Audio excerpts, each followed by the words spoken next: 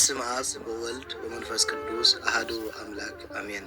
አቡነ ብሸይ ለእግዚአብሔር ብሕትውና ዘገልግሉ ዝነበሩ ቅዱስ አቦዮም ሓደ እዋን ኣብ ተቐመጥቲ ናይቲ ገዳም ተኣኪቦም ብምምጻእ እግዚአብሔር ክግለጸልና ለምንዎ እንዳበሉ አሸገርዎም። አቡነ ብሸይ ከዓ ምጥርጣር ናይቶም ፈለስቲ ስለ ዝተዓዘቡ ናብ እግዚአብሔር ከምዚ ኢሎም ጸለዩ።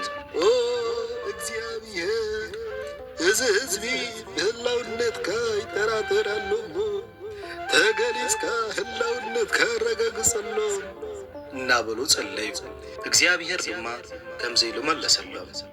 ብሸይ ወደይ ጸሎትካ ተቐቢለ ኣለኹ ኣብቲ እምባ ክግለጸሎም ከም ዘለኒ ኸዓ ንገሮም። እንተኾነ ግን ክብረተይ ክርእዩ ኣይበቕዑን እዮም፣ ንስኻ ግን ክትርእየኒ ኢኻ ኢልዎም ካብኦም ተሰወረ። አቡነ ብሸይ ከዓ ነቶም ደቆም አኪቦም እግዚአብሔር ጽባሕቲ እምባ ክግለጸልኩም እዩ፣ ስለዚ ኣድጊኹም ተበገሱ በልዎም። ንጽባሒቱ